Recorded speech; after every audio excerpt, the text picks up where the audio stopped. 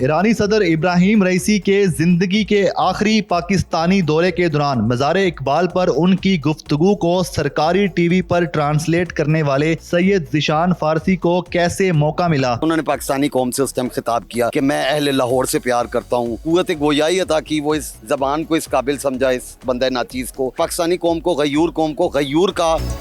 अस्सलाम वालेकुम, मैं हूं उस्मान भट्ट। आप देख रहे हैं उर्दू पॉइंट। हमारे साथ मौजूद है ज़ीशान फारसी साहब, जो कि साबिक ईरानी सदर इब्राहिम रईसी साहब के साथ इसी मज़ार इकबाल पर मौजूद थे जब साबिक ईरानी सदर पाकिस्तान के ट्रिप पर आए थे और उन्होंने कुछ गुफ्तगू भी की थी। ज़ीशान फारसी साहब जो हैं उसको ट्रांसलेट करके बता रहे थे पाकिस्तान के सरकारी मीडिया पर, और वो फिर पूरे पाकिस्तान में चलता रहा। और वो क्या क्या बातें थी, ऑफ द रिकॉर्ड क्या बात हुई, कैमरे पर क्या बात हुई, ज़ीशान साहब से जानते हैं। ज़ीशान साहब ये बताएगा कि साबिक ईरानी सदर इब्राहिम रईसी साहब जब पाकिस्तान आए थे तो आपकी मुलाकात कब और कैसे उनसे स्टार्ट हुई थी, क्या क्या बातें हुई, और जब आप यहाँ पर उनको मिले वो किस तरह से मिले, क्या क्या उन्होंने कहा जब उन्हें पता लगा कि आपको फ़ारसी आती है। जी, ये 23 अप्रैल 2024 की, आज से 3 माह पहले लगभग की बात है। मुझे ये एजाज़ हासिल हुआ कि आप 3 दिन पाकिस्तान में रहे और जो उन्होंने कुव्वत गोयाई अता की, वो इस ज़बान को इस काबिल समझा, इस बंदे नाचीज़ को, कि उन्होंने पाकिस्तानी कौम से उस टाइम खिताब किया कि मैं अहले लाहौर से प्यार करता हूँ, मैं अहले पाकिस्तान से प्यार करता हूँ,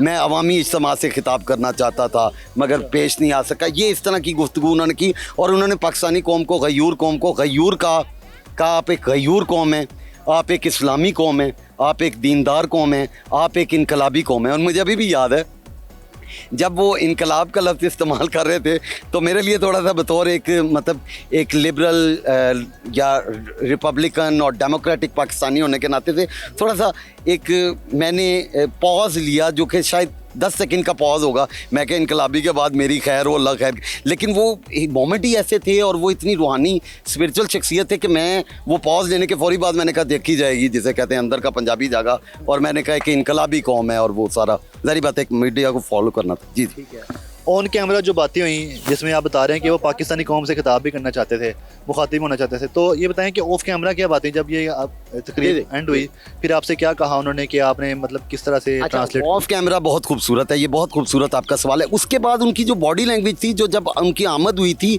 बॉडी लैंग्वेज ये थी कि वो मज़ार में जाएंगे, ये वो बता रहे थे अपनी बॉडी लैंग्वेज में, और मज़ार से ही उसी तरह रिटर्न बैक वो अपनी मर्सिडीज़ वाइट में जाके बैठ जाएंगे। ये बॉडी लैंग्वेज उन्होंने दिखा दी थी हमें। अब दम बखुद हुई थी सारी दुनिया के हम इसमें क्या कर सकते हैं। कुछ उस वक्त बहुत सारे लोग चाह भी रहे थे डेफिनेटली उनमें, हाँ जी, बात किए जाए। यकायक जब वो बाहर निकले हैं तो इतने खुश हो चुके थे अशार सुन के कि वो मेहमानों की याददाश्त वाली डायरी में जाके उन्होंने लिखना था प्रोटोकॉल वाइज, वो लिखा है उन्होंने।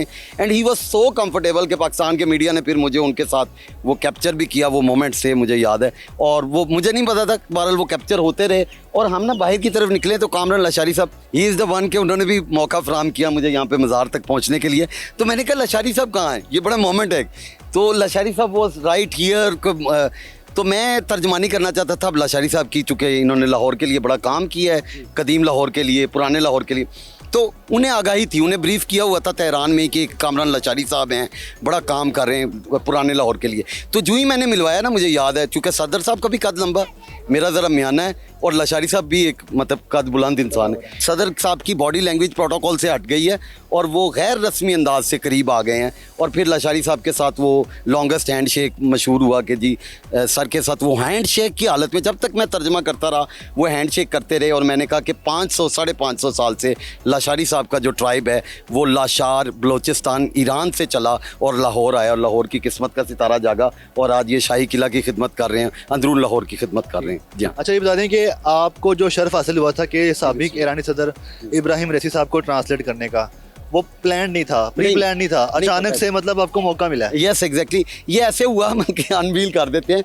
कुछ चीज़ें। जब उनका सिक्योरिटी आया तो तब तो वो कहते थे ज़ीशान है, ज़ीशान से बड़ा तो फारसियों के पास कोई नहीं है। लेकिन प्रोग्राम को ना ओवरलैप कुछ लोगों ने करने की कोशिश की और उसे फंबल भी, कुछ किस्मत ही मैंने ऐसी पाई है, कुछ लोग फंबल करना चाह रहे थे। मैंने लशारी साहब को जाके रिक्वेस्ट किया, कहते हैं अपने मोहसिनों का डंडोरा करना चाहिए। तो सर डंडोरा ये कि मैंने सर को रिक्वेस्ट किया कि सर अल्लाह ताला ने आपकी ड्यूटी लगाई है, मुझे एक मौका दें, पता नहीं ज़िंदगी में फिर मिले ना मिले। और सर ने वो मौका बनाया और प्लेंटी स्टॉक सर आपने कराया, हैप्पी टू यू, और अल्लाह ताला ने मुझे मौका दिया।